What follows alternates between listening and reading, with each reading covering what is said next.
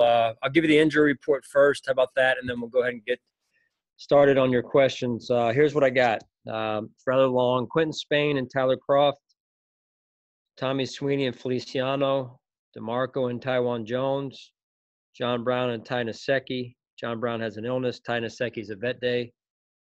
Sulaco has a back. Vernon Butler with a hamstring. Quentin Jefferson also with an illness, and Josh Norman with a hamstring. So with that, we'll open it up to your questions, and we'll go from there. Hey, Coach. Can you hear me okay? I can. Yeah, Heather, go ahead. Okay, awesome. I just want to ask you about kind of get an update from your perspective on what you've seen from the quarterback competition. Obviously, I know with Josh Norman being out, that kind of throws a wrench in things, but what have you seen from Levi this camp? How has he been handling everything? What have you seen from that group? Yeah, I think they're doing a good job. There's a lot of competition at that position, which is good for us. The guys have been competing at a high level. Tre'Davious White's having a good camp. Levi, as you mentioned, is having a good camp. He did a nice job this offseason rehabbing with the shoulder and then, adding a couple pounds on top of that with some speed, which is good to see. And I think he's having a good camp. And, there's been some other guys in there as well that have shown, whether they're playing inside at the nickel position, Heather, or outside, that have also made some big plays at moments of camp so far. And then one more question for you, as training camp officially has come to a close, has anyone, I know you don't like to usually single guys out, but has anyone in particular maybe surprised you or exceeded your expectations in camp? I would say just, looking with the starting group, Tremaine Edmonds, not that it's been a surprise, but to watch his maturity and growth over the course of the offseason, on the field and off the field, he seems very comfortable in his own just whereabouts in terms of what we're doing scheme-wise, and very confident as a leader in our locker room. And the interesting part about that is we haven't really been around one another, and so really a lot of the credit goes to him and his support system at home. Thanks, Sean. Sure. Hi, Sean. Sal Mayorano over in Buffalo. I'm in Rochester. You're in Buffalo. Thanks, Sal. This is Sean McDermott in California. Glad we clarified that. I got a couple things for you. Sticking with linebackers, I wanted to talk about Milano a little bit. You've said some great things about him, but clearly, this guy, 5th-round draft pick, has come in and really established himself. Could you maybe give us a couple reasons why you think he's become the player he's become? Well, again, it starts with him, in the draft process that we went through when we drafted him. He was an athletic safety / linebacker, rover position, whatever the term that they used at BC when he was there. And so he had the traits that we were looking for to come in and develop, and that's what he's done. And he's worked extremely hard. He's a pro in every sense of the word, Sal, and works hard on the field, works hard off the field. Good teammate. He's done a real nice job to this point, and he's only going to continue to grow and get better. And then I'd like to follow. It's a pretty lengthy injury list. This close now to the season. Are you a little concerned by how it's piled up here? And if you could clarify the illnesses, are we talking a COVID type of situation? Yeah. I'll mention that first, Sal, and I appreciate you asking, following up on those two. The two illnesses, what we know now are not, at this point, are not connected to COVID. Always a concern, as I know you're asking, and that's the reason why you're asking. But as we know at this point, neither of which are connected to COVID at this point. So. And then the injury list, just the length of it. Yeah, it's there's always going to be, especially this time of camp, an injury list, and anytime it grows to the point where it's a concern, because that means missed time, and we only have so much time to begin with. So it's important that we can get these guys back as soon as possible, and then, as always, next man up mentality, and that's what our guys have done to this point. Thanks, Sean. Sure. Hey, Sean, John Scott, good to see you. You too, John. A week ago, you said you had hoped to solidify and know what the right side of your offensive line was going to be. Have you come to a conclusion on that spot of the line? Yeah, continuity is important. And, I wish I could sit here today and say that we know exactly how that's going to look. We're still looking at some things. I think we got a pretty good feel how it's going to look, John. There's been ongoing conversations every day, evaluations. And so we're going to continue to look at some things today as we take the field. Obviously, there's a guy or two out, but that also gives us an opportunity to look at some things, and we'll use that opportunity to the best of our advantage today. And just to follow up, last year you were comfortable with Ty and Cody actually rotating throughout the entire season at that position at right tackle. Is that something that you are considering as well as a rotation at one of those two spots? Not at this point. I'd rather not. I do believe that consistency and the continuity piece just breed, higher level of execution. So we'll see. We'll do what we have to do to put the best product on the field. Thanks. Sure. Hey, Sean, John Worrell, AP. John. Good morning. Good seeing you. I was at practice yesterday and I saw Cole make those moves at the goal line. Essentially just spinning Dean Marlowe into, almost screwing him to the ground the way he turned him around. What do you make of Cole and what he's still able to do at his age? Well, first let me say I love your kind of analogies that you always throw out there, John. It's you add a lot of color to the description for people who weren't able to watch practice. So I'm sure there's people out there that certainly appreciate it also. So your question about Cole and that play and just what you see from him in that play, and for I've got a follow-up question for a guy who says he's going to forget his stats and forget his contributions and just be a team player, something he's realized. What it's all about, man, is the team, and I can't tell you how much I appreciate Cole and that approach. Good teams have a number of ingredients, one of which is unselfishness. And that's an ingredient that's been around the good teams that I've been around. And that's what we need to have here is guys that aren't worried about their own individual stats, guys that put the team first.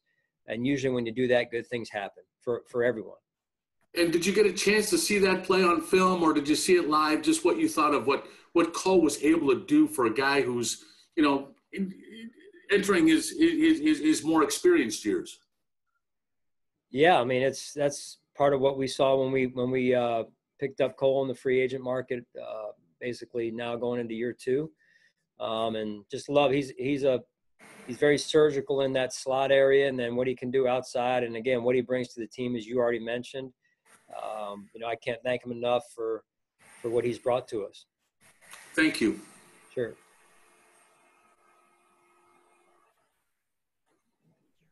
Hey, Sean, Josh Reed here. Hope you're having a good morning. Pat DeMarco's found himself in kind of a tough spot because he hasn't been able to really get on the field at all. What have you seen with the rookie undrafted free agent with Gilliam so far? I think he's got a long way to go. We certainly miss Pat, and that's a veteran that's done a lot and brought a lot to our team. Focusing on Reggie, he's come in and done a good job in some spots. Like most rookies, he's got a long way to go, and I think it's going to take some time. So, we'll see how this next week unfolds, and I think the reps will help all of our young players, all the rookies in this case. Well, one quick follow-up. Trent Murphy was a guy, when you brought in all these pieces to the defensive line, a lot of people kind of thought that was writing on the wall for Trent Murphy. What have you seen the way he's handled everything? Seems like he's pretty much business as usual for him. Yeah, that's Trent. I mean, he's a pro, and the thing I love about Trent is he accepts a challenge, and maybe that's how he looked at this. I don't know. That's a better question for him. But That's the mindset I love, is guys that love to compete, and because they know it takes their game to another level. And Trent, in this case, I think embodies that. And I've seen his body of work over training camp improve from where it was a year ago. So what he did this offseason, what he's continued to do every day at camp, with pads, without pads, and then his leadership on our football team, he carries a high level of influence on our team. Thank you, Sean. Sure. Hey, Sean, hope you had a nice weekend. Now that training camp is, I guess, technically over, and as you shift into regular season mode, what changes for you guys? Because this is obviously a very different time than what you'd usually be doing. Yeah, it's an interesting question, because this time of year we're normally getting ready for two things, one of which is the fourth preseason game, and the other of which is getting ready to make critical decisions on the roster as we look ahead to the start of the season. So obviously one of those is not on the radar. That fourth preseason game is not on the radar necessarily, but it's also about us transitioning to a regular season schedule, as you mentioned. So the players, many of whom haven't been with us, some have, of course. We do have that continuity piece that they can get into a routine and acclimate themselves to the normal regular season routine. And so we're doing that this week. We'll continue that next week, all the while trying to balance those other two things I mentioned of, hey, where do we go as a team in terms of the roster, and how do we continue to get ourselves ready to go for week one? Do you foresee, and I know there's still 2 weeks, doing another scrimmage like you did last week, or was that kind of enough to get them in the feel of going back into the locker room, being out on the field, that kind of stuff? Yeah, we're at a point now where I need to take it one day at a time, just so I can assess after each day. 2 or 3 weeks ago, I had a good vision for where we wanted to go, and I could plan that far out. Right now, because we are in the final stages to your question, really need to take it one day at a time, see where we are, and then see what position battles we need to see more of. And if we need to go live and have a scrimmage, we'll do that in order to make those critical decisions. Thanks, Sean. Sure. Hey, Sean, Matt Perino here. Thanks for taking some time today. Heath was very complimentary of Jaquan Johnson yesterday and his leadership that he's shown on special teams. I was wondering if you could speak to that, and also, where you've seen, if any, his growth when he's been out there on defense too. Yeah, Quan is a good young player that plays a key role in our special teams to this point, and really he's got a lot of good football in front of him. He's just a start of a second year player who obviously didn't have the spring. Love the makeup of the young man.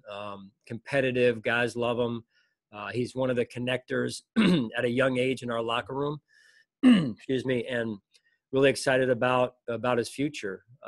He's obviously, we drafted him towards the bottom couple rounds of the draft there, and that's fine with me.